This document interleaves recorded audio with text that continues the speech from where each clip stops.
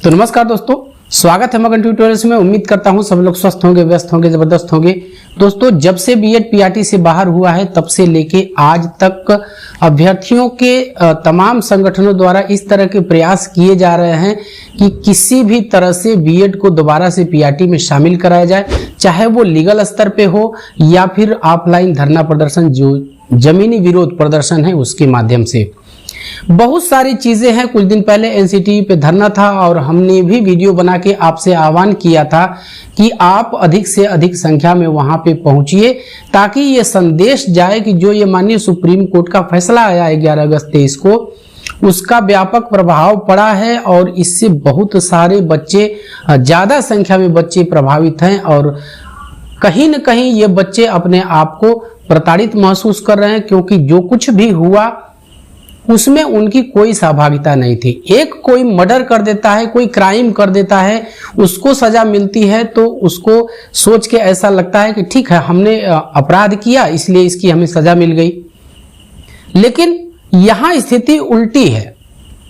किया कुछ नहीं, लेकिन जिंदगी एक तरह से हम कह सकते हैं कि बर्बाद कर दी गई।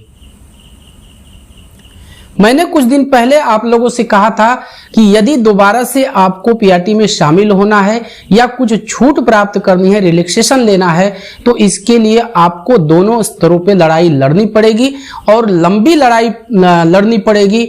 आप ये नहीं कह सकते हैं कि चलिए 1 दिन हो गया, 2 दिन हो गया, कुछ नहीं हो रहा है तो हम थक के बैठ जाएं। बार बार हमने आह्वान किया कि इस तरह का जो भी आह्वान किया जाता है उसमें आप बढ़ चढ़ के हिस्सा लीजिए, क्योंकि यही एकमात्र रास्ता बचा हुआ है जो आपको पीआरटी में शामिल करा सकता है।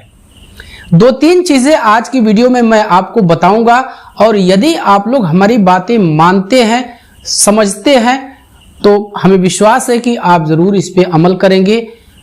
देखिए, संभावनाओं पे सारी चीजें की जा सकती हैं और की जाती हैं। कोई माता पिता है, अपने बच्चे को एजुकेशन दिलाता है तो वो गारंटेड तो नहीं होता है, ना ही वो बच्चा कह सकता है, ना ही वो माता पिता कह सकता है, ना ही वो जो उस बच्चे को कहें कि पढ़ा रहे हैं वो भी इसकी गारंटी नहीं ले सकता कि आगे जाके क्या होगा। हम संभावनाओं पे बात करते हैं, संभावनाओं पे कर्म करते हैं और आगे चल के उसका परिणाम सुखद भी हो सकता है या फिर कुछ परिणाम ही न मिले।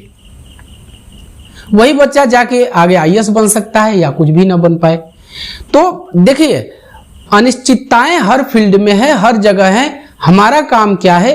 हम अपना कर्म करेंगे। हमें जो करना है, जहां थोड़ी सी भी संभावना है वहां पे हमें अपनी सहभागिता सुनिश्चित करनी चाहिए, क्योंकि यही एक तरीका ऐसा बचा है जो आपको दोबारा से पीआरटी में ला सकता है या कुछ रिलैक्सेशन दिलवा सकता है। इस संबंध में 1-2 चीजें अभी लेटेस्ट अपडेट आई हैं, उसके संबंध में मैं आपसे बातचीत करूंगा।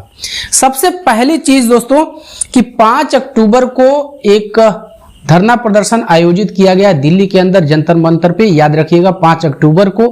और इसमें आपको मैं अपनी तरफ से जरूर ये चीज कहना चाहूंगा कि इसमें आपको बढ़ चढ़ के हिस्सा लेना है, क्योंकि चुनाव धीरे धीरे उनकी तारीखें नजदीक आ रही हैं। लोकसभा की चुनाव है और ये चुनाव किसी न किसी रूप में इस चीज को प्रभावित कर सकते हैं, जैसा कि हम संभावना एक व्यक्त कर सकते हैं। इस चीज का यदि राजनीतिकरण होता है तो ये अच्छी चीज है, ये हमने आपसे कहा था और इसके संबंध में वीडियो भी बनाई थी। चंद्रशेखर आजाद और बिहार से एक स्टेटमेंट आया था। तो इस तरह की अगर राजनीतिक टीका टिप्पणी शुरू होती है तो इसमें सरकार पे दबाव पड़ेगा और केंद्र सरकार या फिर राज्य सरकारें हो अपने स्तर से कदम उठाने के लिए वो बाध्य हो सकती हैं। जब राजनीतिकरण की बात हो रही है, देखिए, राजनीतिकरण का यहाँ इस चैनल पे ये बिल्कुल भी मतलब नहीं है कि हम किसी पार्टी विशेष को सपोर्ट करते हो या फिर उनके लाभ की बात करते हो। हमारा एक और मात्र एक लाभ सिर्फ यही है कि बीएड पीआरटी में दोबारा से शामिल हो जाए, ताकि बच्चों ने जो अपना समय और पैसा, मेहनत, सारा कुछ बर्बाद किया है उसकी कुछ न कुछ वसूली हो जाए या वो सार्थक हो सके। अभी हाल फिलहाल आप लोग जानते हैं कि बिहार सरकार सुप्रीम कोर्ट गई है और वहां से भी एक उम्मीद की किरण हमें मिल सकती है कि क्या कुछ इस वैकेंसी में। देखिए, नोटिफिकेशन पहले की है और फैसला बाद में आया है, तो जाहिर सी बात है जो फैसला आता है वो उसी डेट से, अब तक का सामान्यतः यही देखा गया है कि वो इसी डेट से लागू होता है। तो हमें इस बारे में बहुत नहीं सोचना है, कम से कम जो बच्चे शामिल हैं बीपीएससी में उनको रिलैक्सेशन मिल जाए। और अगर इन केस ये हो जाता है, जैसा कि हमने उत्तर प्रदेश के बारे में भी आपसे कहा था कि वहां से भी शिक्षा मित्रों ने एक एसएलपी डाली हुई है सुप्रीम कोर्ट के अंदर, जो 69,000 शिक्षक भर्ती में बीएड शामिल है उनको बाहर करने के लिए।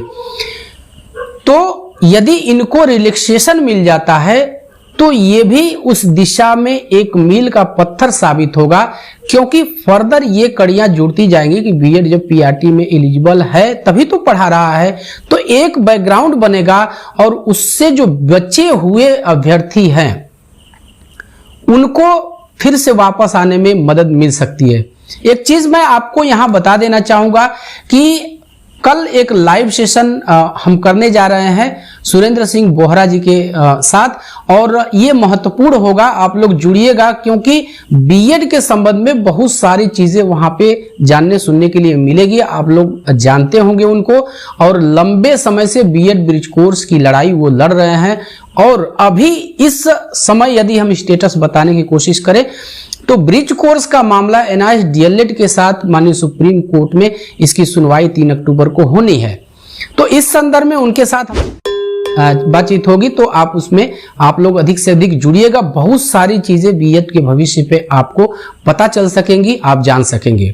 चलिए, तो ये चीजें हमने कहा दोस्तों कि एक तरफ अभी भी अभ्यर्थियों के जो संगठन है वो लगातार प्रयास कर रहे हैं बीएड को पीआरटी में शामिल कराने के लिए।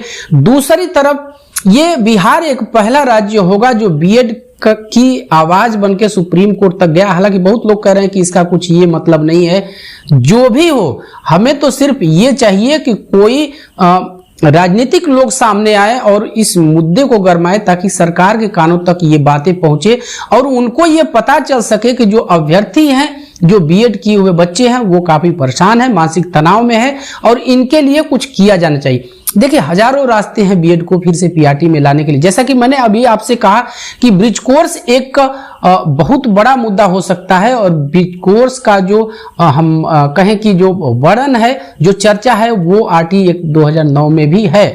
और यदि ब्रिज कोर्स होता है, मैंने आपसे कुछ दिन पहले एक वीडियो में कहा था कि यदि सारे बच्चे को इकट्ठा करके ब्रिज कोर्स करा दिया जाए तो अपने आप में वो खुद जो मिनिमम एलिजिबिलिटी है एनसीटी की गाइडलाइन के अनुसार, आरटीई एक्ट के अनुसार, वो हासिल कर लेंगे और फिर से वो माननीय सुप्रीम कोर्ट में जा करके एसएलपी दायर करके और अपने लिए इस तरह की अनुमति प्राप्त कर सकते हैं कि 1 to 5 में वो शामिल हो सके। और दूसरी बात मैं आपसे ये कहना चाहूंगा कि बीएड की किरकिरी जो हुई, बीएड हारा, इसका एक बहुत बड़ा रोल इसमें ब्रिज कोर्स का रहा, क्योंकि सरकार और एनसीटी कोई वहां पे डाटा ही नहीं रख पाई कि कितने बच्चों को अब तक ब्रिज कोर्स कराया जा चुका है, और ये ब्रिज कोर्स कराने के बाद क्या आरटीई एक्ट में किसी तरह का कोई, हम ये कहें कि कोई कानून विरुद्ध काम तो नहीं हो रहा है। इस चीज को सरकार स्पष्ट ही नहीं कर पाई, ना वो डाटा दे सके कि कितने बच्चों को ब्रिज कोर्स कराया गया है। और वजह यही रही कि माननीय सुप्रीम कोर्ट ने बीएड को पीआरटी से बाहर कर दिया। तो अभी भी छत्तीसगढ़ का मामले के बारे में हमने आपको बताया कि छत्तीसगढ़ में भी इससे संबंधित मामला चल रहा है। यदि जो इन प्रोसेस वैकेंसीज हैं उनके संबंध में भी कोर्ट से रिलैक्सेशन मिल जाता है, तो बाकी बचे हुए बच्चे हैं उनके लिए भी एक कहें कि रास्ता बन जाएगा, जिसको पकड़ के बीएड के लिए फिर से कुछ छूट या फिर इस तरह का रिलैक्सेशन प्राप्त किया जा सकता है। तो अभी भी स्थितियां धीरे धीरे आगे बढ़ रही हैं। हमें निस्वार्थ भाव से या यूं कहें कि परिणाम की चिंता किए बिना कम से कम जो दिल्ली के आसपास के बच्चे हैं वो इस प्रदर्शन में भाग लें, इसका कहीं न कहीं पॉजिटिव इफेक्ट पड़ेगा, जहां तक हम सोचते हैं।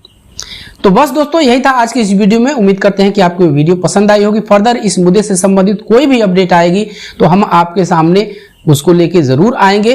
और चलते चलते वही रिक्वेस्ट दोस्तों, कृपया इस चैनल को लाइक, शेयर और सब्सक्राइब जरूर कीजिए दोस्तों। जब आप ऐसा करते हैं तो हमें एक मोटिवेशन जरूर मिलता है। मिलते हैं अगली वीडियो में, तब तक के लिए नमस्कार।